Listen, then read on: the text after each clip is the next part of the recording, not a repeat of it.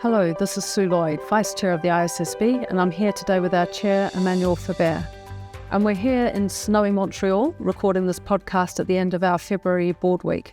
We've had a really busy week here. In addition to the board meeting, we've also been engaging with stakeholders. So we had our Sustainability Standards Advisory Forum meeting with our jurisdictional representatives earlier in the week, where we talked about where we are in the progress of adoption of our standards, talked about the proposals to adjust our due process handbook, and also discussed a number of our projects. So it was a great opportunity to engage and get some feedback.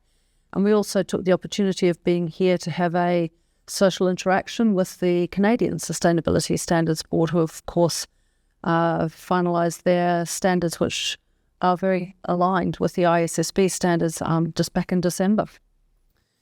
So in the podcast today, we're going to be discussing our capacity building work with the GEMC network of IOSCO, give a little bit of an update on the status of adoption of our standards by jurisdictions, and then, of course, talk about what we were discussing at this week's board week. So with that, Emmanuel, we've been working with the Growth and Emerging Markets Committee, the GEMC of IOSCO, since the launch of that network back in December. Perhaps you could tell us a bit more about that. Sure, thank you, Sue. And before all of that, welcome everyone to the Dog and Pony Show of the ISSB monthly here. We're in Montreal. Sue indeed mentioned this great casual breakfast and coffee that we had with our colleagues of the CSSB, and she would be, too worried, but I will share that one of our colleagues said, meeting with you, oh, now I recognize you by your voice because I hear you in the podcast. So this is an encouragement for us to continue. And by the way, talking about celebrities, just to say that we also had a birthday cake for Elizabeth Seeger with no one else than Patrick de Cambourg coming with us to sing a double materiality nice core of happy birthday, Elizabeth. So thanks, Patrick, for doing this. That was great to see you here. Anyway, back to work, and yes, we indeed had engagement with the Growth and Emerging Markets Committee network for adoption or the use of the ISSB standards that was launched in Ankara in December 2024.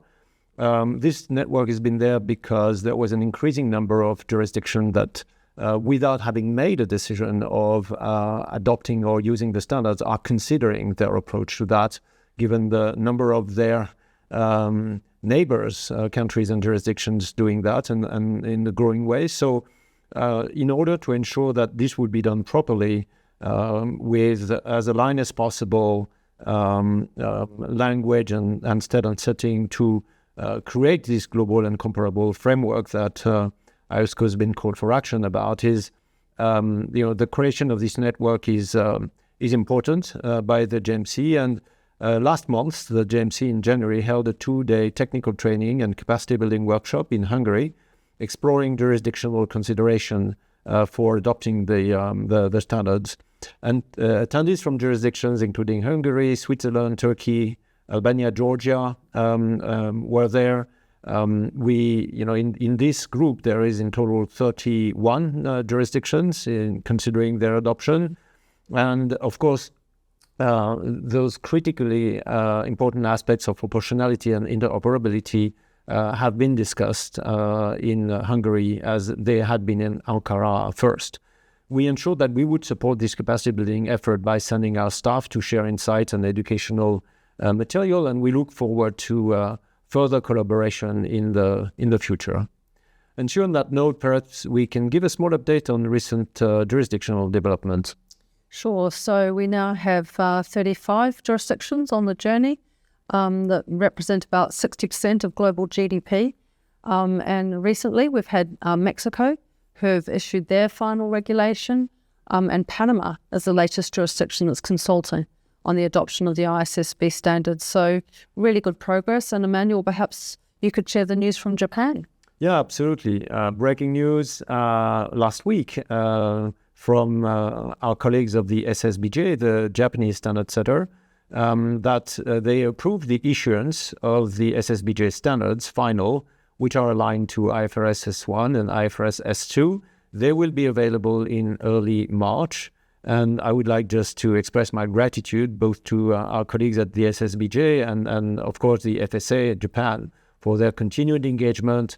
I remember that this date of March 25 had been already shared a long time ago, and I think that our Japanese colleagues were able to meet that deadline is creating a lot of credibility and visibility to the market. On the other side of the planet, just maybe let me share very briefly that, of course, we are following closely the developments in Europe with the omnibus for simplification of a number of regulatory aspects of in the EU that may also impact the CSRD implementation. And we are, of course, standing ready just to support that. Any simplification would still be made in a manner that EU will continue to participate, and as they had taken the lead in sustainability reporting, that they would continue to participate in this important movement, as investors in particular continue to be really looking for that type of information. So next, board week. So the first thing we discussed was our biodiversity project, and we had a presentation from the Task Force on Nature-Related Financial Disclosures, or the TNFD. Perhaps, Emmanuel, you could tell us about those discussions. Yeah, I mean, this is being probably the third time nearly in a row that we have been given papers by our staff that progressively go into the four principles and explore the four pillars of our research. And this time was a really interesting exploration of the landscape of existing standards and frameworks, including, of course, the ones that we have consolidated, like the CDSB, for instance. We ask ourselves questions such as, will building on CDSB and TNFD would be sufficient for investors? We discussed interoperability between our standards in the future, but also, of course, about GRI and ISRS, ensuring that we would reduce the cost of reporting and the comparability. Thank you for the leadership of TNFD for attending our board session. They gave us an overview of their recommendations and additional guidance. And we really had an interesting, with very diverse perspective expressed by board members around the table about that work, which I personally felt was very positive in bringing us to the next stage of understanding how TNFD can be part of our standard setting phase if we ever get there after the first phase of research on bees.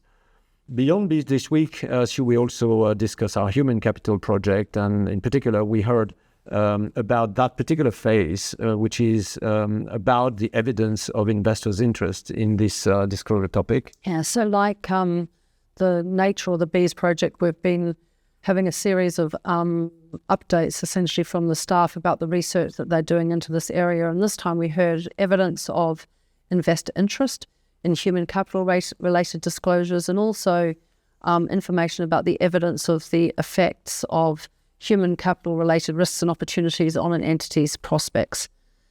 So the staff have been talking to many investors and researching articles, research as well. And this showed that investors of all types and all jurisdictions around the world express really strong interest in understanding information about human capital related risks and opportunities. There's quite a lot of diversity in terms of, the different views and the different ways these risks and opportunities manifest in different parts of the world. But the three main areas that were identified as being of interest to investors are diversity and inclusion, health, safety and well-being, and working conditions and exploitation. There's a lot of other things, but I think those were some of the core ones.